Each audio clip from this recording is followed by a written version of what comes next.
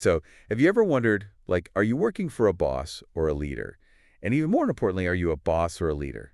Well, it's definitely a question with some pretty big consequences for sure. Exactly. We've got tons of research, even like opinions and a case study about a company that completely like flipped their script on this. Right. But first, we should probably define like what we're even talking about here, because boss and leader kind of get thrown around.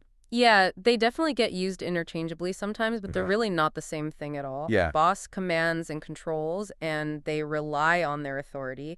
A leader inspires and empowers by leveraging influence instead. Okay, so like if my manager's like constantly breathing down my neck, like micromanaging every little detail, Yeah, that's more boss territory, right? classic boss behavior, yeah. Okay. And research shows that can actually lead to a pretty toxic workplace culture. Yeah, Burnout, high turnover. Nobody really thrives in that kind of environment.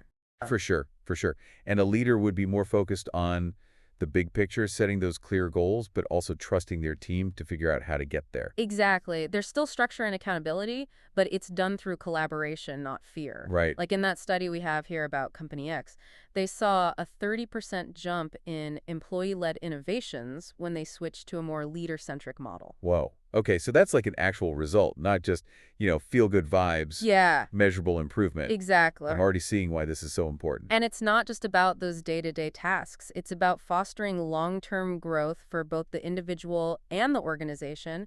Imagine a boss who's focused on squeezing every last drop out of a lemon right now. Oh, versus a leader who's thinking about planting a whole lemon tree. Right, you got it. We'll have lemons for years. Exactly. It's that mindset shift we're Right. talking about, short-term gains versus that sustainable success. Yeah, And that impacts everything from employee retention to company culture. which, let's be real, is something we all care about. Definitely. Nobody wants to be stuck in a job they hate Right. just because their manager hasn't quite figured this out yet. Totally. And it doesn't stay at work either. Really? How people are treated at work. Okay. Whether they're empowered or micromanaged, it affects their lives outside of work, too. So like a ripple effect that impacts society as a whole. Precisely. A workplace that has a bunch of bosses is likely to breed stressed out, disengaged employees, but a place where leadership thrives. Yeah. That creates confident and creative people who actually make their communities and their families better. Okay, I am seeing the bigger picture now, for sure. But before we go too macro, let's break down some of these like key differences between a boss and a leader in a way that really hits home for our listeners.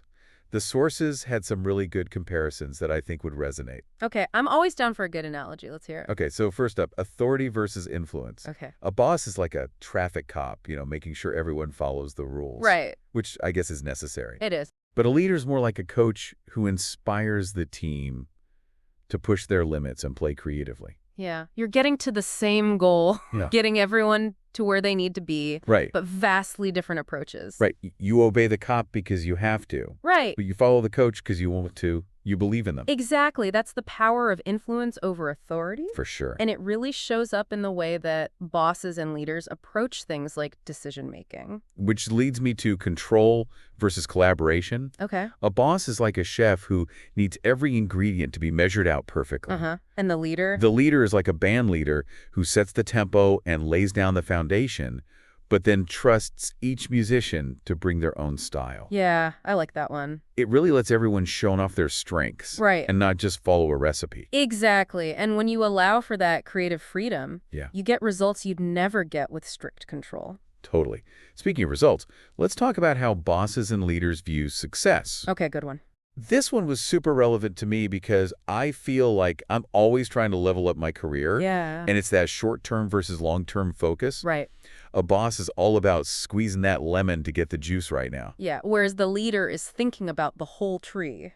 Oh, yeah. How can we nurture it and prune it so it keeps producing fruit for years to come? Wow, I love that. It's the difference between extracting value and actually cultivating growth. Yeah, And that applies not only to companies, but to individual careers as well. right. A boss might push you to burn out to get that quick win, but a leader invests in your development Exactly. so you can reach your full potential. It's about recognizing that sustainable success Yeah. comes from nurturing potential, not just demanding immediate output. I'm having flashbacks to some past jobs. Yeah, me too. Okay, last comparison, fear versus respect. Ooh, good one.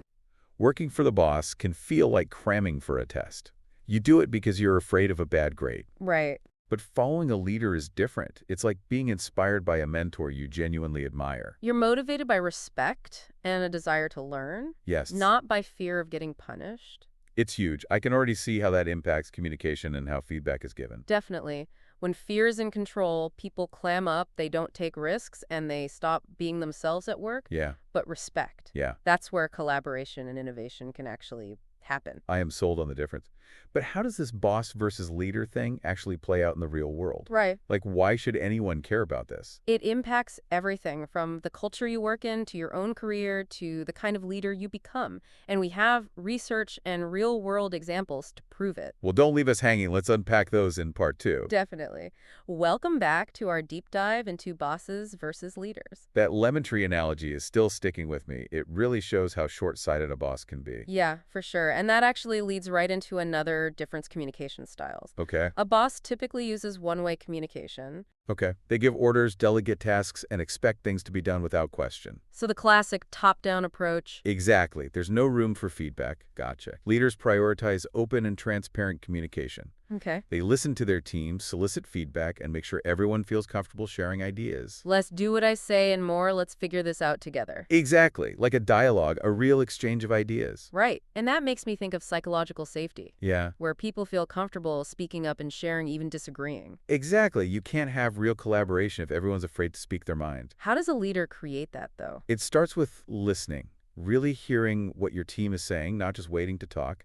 And it means valuing diverse perspectives, even if they challenge your own assumptions. So open communication and valuing different viewpoints. What else makes leader communication different? Well, there's also a focus on clarity and transparency. Got it. Leaders make sure that everyone understands not just the what's, but the why behind decisions. Right. They share information freely so that there's no room for rooms. That's so different from a boss who hoards information and uses it as control. Totally. It undermines trust and creates anxiety in a team. For sure. Speaking of trust, Right. how important is emotional intelligence in all this? EQ is super important for effective leadership. I can see how being self-aware is important, Yeah. especially in a stressful situation. But what about being aware of other people's emotions? Okay, well, imagine you're leading a team through a merger. Okay. There's going to be a lot of anxiety and uncertainty. An emotionally intelligent leader can sense those feelings and acknowledge them. So you don't pretend they don't exist. No, you have to create a space where people feel heard. That's how you build trust. Can emotional intelligence be learned? Yes, it's a skill you can develop like any other. It takes self-awareness practice and feedback. So there's hope for people who aren't naturally in touch with their feelings. Totally. There are lots of resources out there to help you build to EQ, and the more you practice, the better you get. That's good to hear. So we've got communication and emotional intelligence. Yeah.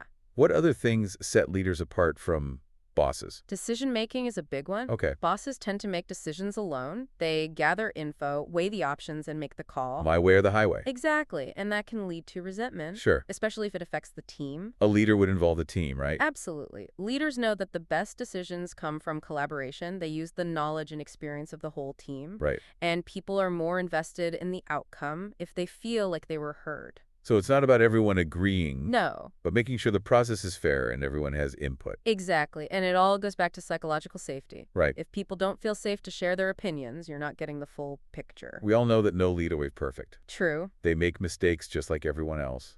It's how they handle those mistakes that matters. That's a great point. Bosses tend to focus on blame and punishment. Oh, yeah. They want to know who messed up and make sure it doesn't happen again. Which probably just leads to people hiding their mistakes. Exactly. No one learns or grows that way. Right. Leaders see mistakes as learning opportunities. Okay. They create a culture where it's okay to admit you made a mistake and focus on solutions. So it's not who's to blame, but what can we learn? Exactly. That's the difference. Wow. And it creates a much more positive environment because we all make mistakes. Do. It's human. It's what we do after that defines us. Exactly. I'm thinking about all those times I was afraid to admit a mistake at work. Yeah. It really holds you back. Absolutely. And that's why it's so important for leaders to be vulnerable themselves, admit their own mistakes, and show that it's okay to be imperfect. So you create a culture where failure isn't a bad thing, but just part of the process. Exactly. And that's where innovation happens. People feel empowered to experiment and take risks. I'm seeing how all of this fits together now. Communication, emotion intelligence, learning from mistakes. Yeah. It's all connected. It really is. It goes beyond skills and techniques. It's about who you are as a person, your values, your integrity, your desire to help others. So it's not just about acting like a leader. Right. You have to develop those qualities from within. Exactly. And that takes time and self-reflection. There's no quick fix. Are there any models that can help people develop those leadership qualities? There are, and we'll talk about some of them in part 3, along with some tips on how to develop your own leadership potential. Okay, I can't wait. Let's wrap up part 2 and get to those actionable insights. Back again for part 3, and I'm ready for some of those actionable strategies you mentioned. Great timing because we've got a whole bunch of them to help our listeners become better leaders. I like it. A lot of what we've talked about seems like it comes from inside a person, like Yeah. their values and emotional intelligence. But are there like external things that can help too? Definitely one that comes to mind is situational leadership. Okay. It basically means adapting your approach depending on the situation and the experience of your team.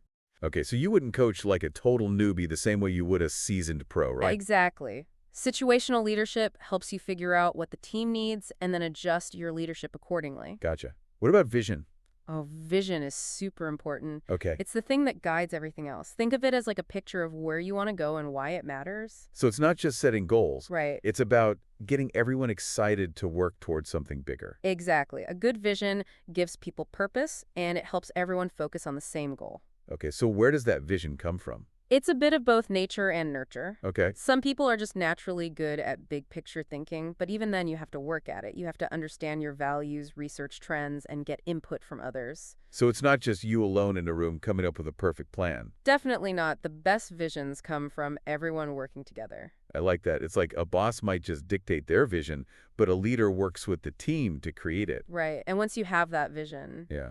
it's not enough to just write it down. You have to talk about it constantly and with passion. So it's got to be a part of everything you do. Yes, you have to show your team what it means to live that vision every single day. I'm seeing a theme here. Being a leader is about doing, not just talking. Absolutely. And one of the biggest doing parts is delegation.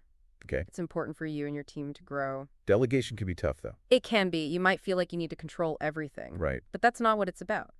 Delegation is about empowering people, Gotcha. giving them the responsibility to make decisions and own their work. So any tips on how to do that well? Think about your team's skills and experience, match people to tasks they're good at and interested in. Make sure everyone knows what they need to do and by when. Give them the resources they need. And then get out of the way. Exactly. You have to trust them. Trust keeps coming up. It's essential. Without trust, there's no open communication, no effective delegation, no real collaboration. You can't just make people trust you, though, right? No, you have to earn it. It's about being reliable, keeping your promises, being honest, and open to feedback. So be human, be vulnerable, and trust that your team can handle it. Exactly. And when you do that, that's when amazing things happen. People take risks, they get creative, they challenge the way things are done. This has been so eye-opening. I feel like I have a totally new understanding of what a leader is. That's great to hear. Remember, leadership isn't about a title. It's about the choices you make. Choices to inspire and empower and help others grow. You got it. And it's a journey. It never really ends. So to everyone listening, keep learning, keep growing, and keep leading with your heart. Beautiful said. The world needs more leaders, not bosses. That's it for our deep dive into bosses versus leaders. We hope you learned a lot and feel inspired to become a better leader. And until next time, keep striving to be the best you can be.